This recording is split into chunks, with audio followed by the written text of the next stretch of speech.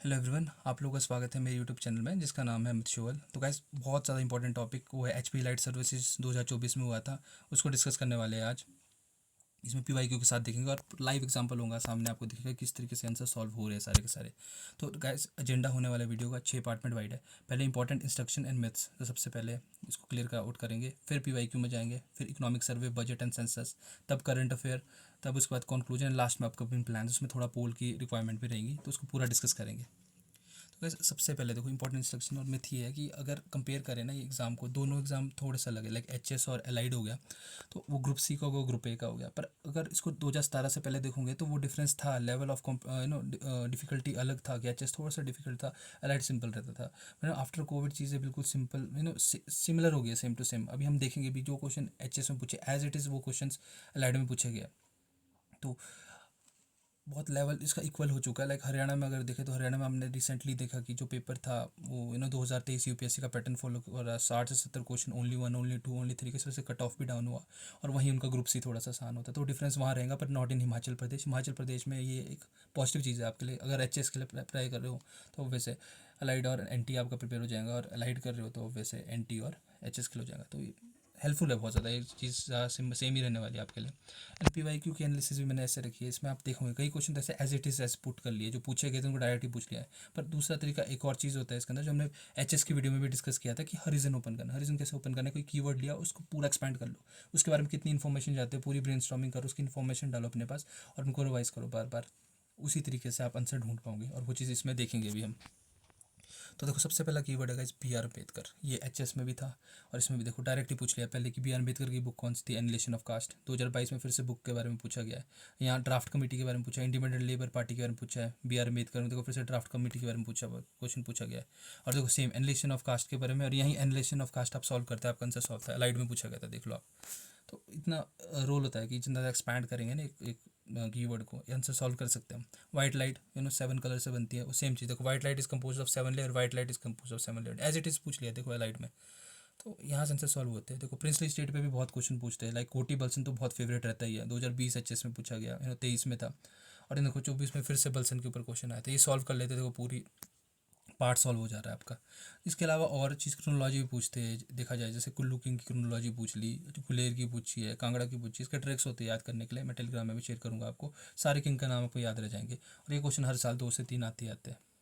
And then उसके बाद देखो, आप अमेंडमेंट भी बहुत इंपॉर्टेंट है। हमारे को पता है 105 106 तक चलेंगे, बट इंपॉर्टेंट वो 20 से 25 से होते हैं, और वही पूछ लेते हैं। देखो 20 में वही पूछे 142 44, 2023 में 86 फिर से पूछ लिया है। यहाँ इसलिए पूछ लिया था 84 85 को लेकर, क्योंकि हमारे को पता है कि आने वाले टाइम पे भी सेंसस हो रहा है, और उस टाइम पे 84 85 के आसपास उसको फ्रीज कर लिया था। तो तब वो क्वेश्चनिंग कर दिया, अदरवाइज नहीं होनी थी। और सेम कॉन्स्टेंट अमेंडमेंट पे क्वेश्चन आ गया था लाइट के अंदर, आप यहाँ देख सकते हो। एंड 1857 रिवोल्ट में बहुत हाई टॉपिक है, बार बार पूछते। देखो मजूमदार ने क्या बोला था, 2023 में पूछा। 24 में देखो, तो 24 में पूछा है modern educated Indian are did not part of 1857 revolt, और देखो अलाइड में वही पूछ लिया। देखो modern educated Indian is not the part of revolt of 1857, direct put कर लिया, डायरेक्ट पूछ रहे क्वेश्चन को, तो यहाँ से सॉल्व कर रहे हो। अब देखो गवर्नर जनरल वाइसरी भी बहुत इंपॉर्टेंट हाई हिल टॉपिक होता है। इसको तो आप देखो वॉरेन हेस्टिंग के साथ माउंट बेटन तक चल जाओ, इसको सारा लिख लो अपने पास, ट्रिक से याद करना जैसा मर्जी करना है, और अपने पास शीट लो, शीट में लिखो और उसको एक्सपैंड करो कि उसके टाइम पे क्या क्या चीज़ें हुई थी। याद करने का तरीका बहुत सिंपल रहेगा आपको। देखो डायरेक्ट पूछते हैं, देखो यहाँ लॉर्ड एलनबर्ग के बारे में पूछा गया, यहाँ चारों वाइसरी के बारे में पूछा, उन्हीं वाइसरी के बारे में 24 में पूछा गया है। 25 में फिर से पूछा गया, देखो एलनबर्ग का फिर से क्वेश्चनिंग आया है यहाँ पर। अलाइड के अंदर एमस्ट के बारे में पूछा गया है। तो बहुत सा इंपॉर्टेंट पार्ट होता है अपना एम वाइसरी एंड गवर्नर जनरल। इसको याद कर लिया तो वैसे 2 3 क्वेश्चन आपके सॉल्व होने वाले हैं।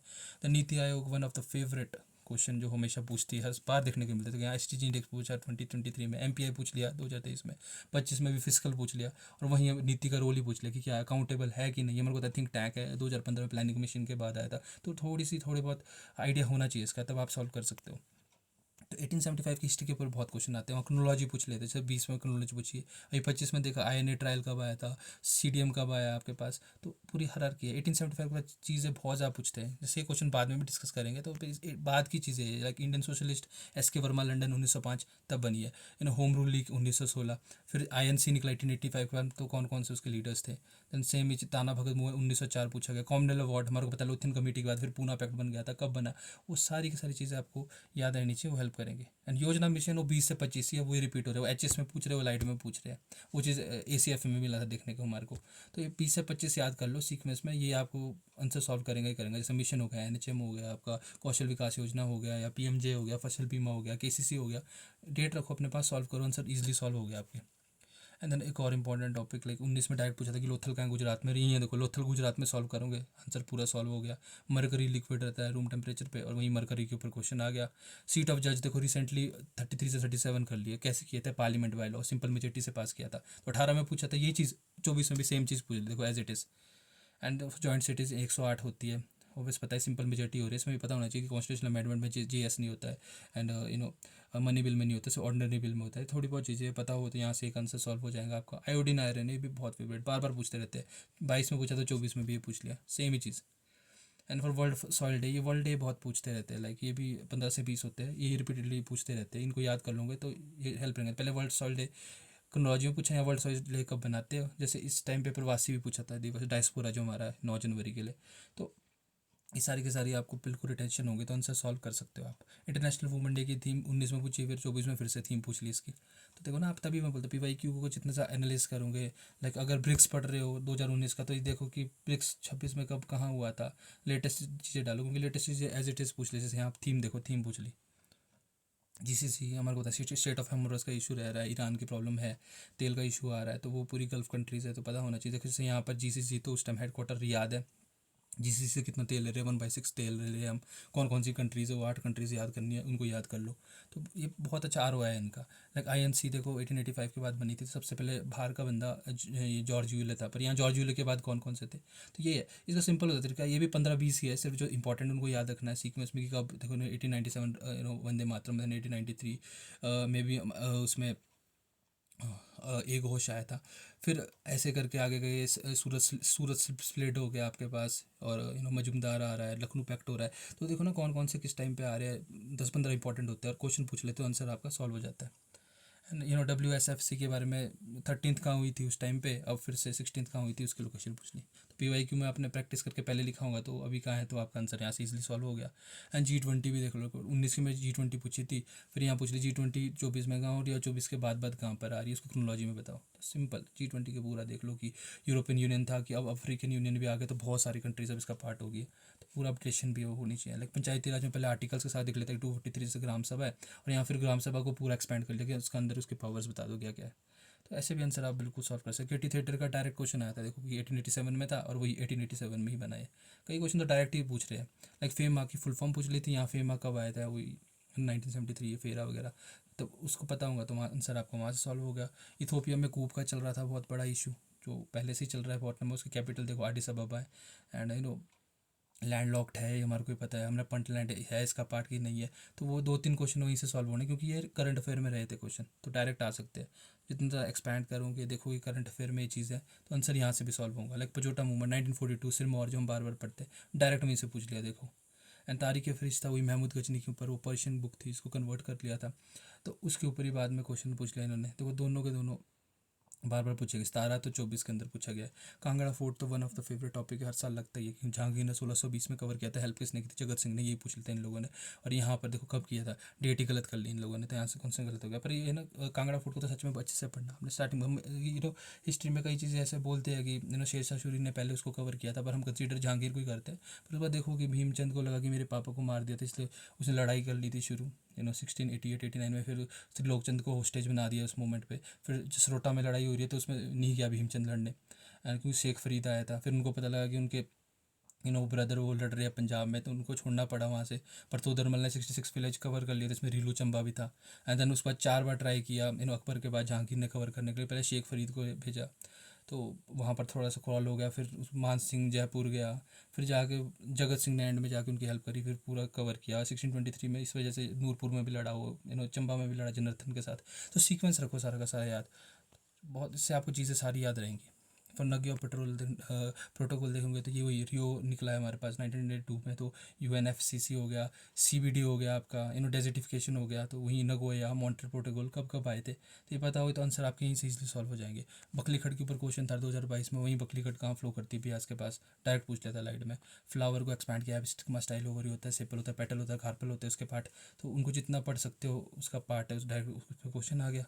एंड विटामिन के ऊपर AD के वाटर सोलुबल BC फैट सेलुबल के ऊपर क्वेश्चन हो सकते हैं, कौन सा क्या क्या है, डायरेक्ट पूछते हैं विटामिन D क्या है इसमें। तो इनको जितना अच्छा पढ़ोगे उतना आपको याद रहेगा। Bhootnath temple Ajbar San 1526, direct ही कौन था किस टाइम पे, डायरेक्ट सेम सेम क्वेश्चन पूरे रिपीट हुए हुए हैं। डॉन सोसाइटी 1902 के अंदर थे, और सेम किसने बनाई थी, सतीश चंद्र मुखर्जी का था। BC चैटर्जी लॉयर थे, और वही उन्होंने किताब लिखी थी देवी चौधरानी। 16 में पूछा गया, वो 24 में पूछा गया। जैसे हमारे को पता वंदे मातरम के ऊपर बहुत बातें हो रही है, तो कब चीज़ें आई थी कि वही आनंद मत के अंदर है, सन्यासी रिवोल्ट के बाद चीज़ें हुई थी। तो ये सारी चीज़ें भी याद रखना, करंट अफेयर में बहुत ज़्यादा रही है ये। AISPC 1927 में हुई थी, पर 1946 में जो आया था तो कौन लीड करता था। AISPC अगर खोल रहे हो तो ऑब्वियस हम पूरा देखेंगे सीक्वेंस, आज़ादी से पहले पहले कौन कौन थे, जिसमें हमारे कुछ इंडियन भी गए थे, लाइक नरोत्तम दत्त शास्त्री वगैरह भी गए थे। तो ऐसे याद रख सकते हैं इसको। एंड लाला लाजपत राय की बुक लिखी थी पॉलिटिकल फ्यूचर ऑफ इंडिया, देखो यहाँ क्वेश्चन आ गया लाला लाजपत राय के ऊपर। UCC उत्तराखंड में आया था, अब और जगह भी टेक ओवर हो रहा है। तो पहले मैच तो फॉलोइंग करना था, और यहाँ डायरेक्ट पूछ लिया कि UCC कौन सा आर्टिकल है, तो वो तो मैं ये रिकमेंड करूँगा। हिस्टोरिकल बैकग्राउंड से लेकर फंडामेंटल ड्यूटी तक जितने भी आर्टिकल्स हैं उनको सबको याद कर लो या रट लो, वो बहुत इंपॉर्टेंट है। हर साल 2-3 क्वेश्चन आएंगे और आंसर आपके सॉल्व होंगे, तो उसकी प्रैक्टिस करो। टेंशन के कितने अच्छे रिटेन करोगे। Home rule league 1916, Annie Besant और हमारे तिलक ने था मिलकर बनाया हुआ।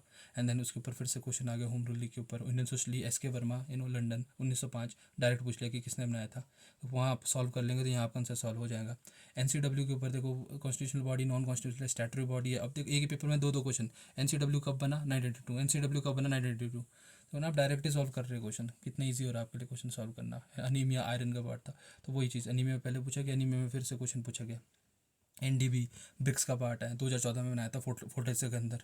तो अब जाके 10 कंट्रीज होगी इसके अंदर, अल्जेरिया बांग्लादेश भी जुड़े इसके अंदर। तो पूछा तो उस टाइम कौन सी कंट्री जुड़ी थी, तो उसको इसके अंदर लिख सकते हो, अपडेट रखो अपने पास से लेके। तो देखो ना इतने सारे क्वेश्चन है, PYQ बेस्ड है, आप बहुत ईजिली तरीके से सॉल्व कर सकते हो।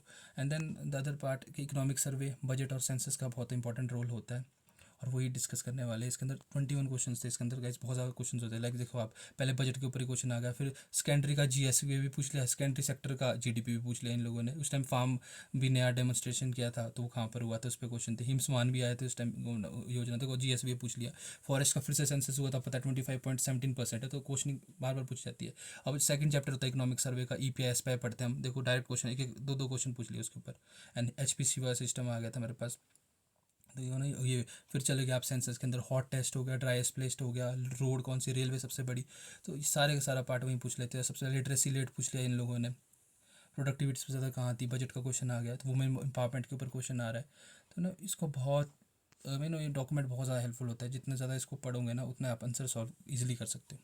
तो देखो इसमें सारी चीज़ ये कंक्लूड की कि देखो 40% तो PYQ से क्वेश्चन आ रहे हैं, 10 to 12% ये देखा गया है कि इकोनॉमिक सर्वे, बजट और सेंसस से क्वेश्चन आ रहे हैं, एंड 10 to 15% हम करंट अफेयर से आ रहे हैं। तो मोटा मोटा देखा जाता है 105 से 110, तो ईजिली ये नंबर मिल रहे हैं 105 से 110। और ये मैंने तब बोला जब आप ये high heel topic economic survey, budget and current affair कर रहे हैं। अदरवाइज अगर अपने स्टैटिक पढ़ना फिर से शुरू कर लिया जो आप पढ़ रहे हो अपने, तो ऑब्वियस है वो 10 से 15 नंबर और खींच जाएंगे, और 120 आपके लिए बैरियर नहीं होने वाला है। और बहुत ज़्यादा नंबर होते हैं वो HS के लिए भी और अलाइड के लिए भी, टेक्निक सेम रहेंगी। तो एक अपकमिंग प्लान ये है, देखो इसमें तो PYQ के लिए तो सेम एज इट इज़ जो आप फॉलो कर रहे थे HS के लिए, वो 10-10 क्वेश्चन रोज़ प्रैक्टिस करने। कईयों को CSET में दिक्कत आती है, CSET के लिए भी आप वैसे ही फॉलो करो, 2020 का पेपर लो, 10 क्वेश्चन खोलो, उसको जितना ज़्यादा ओपन कर सकते हो उसको सॉल्व करो।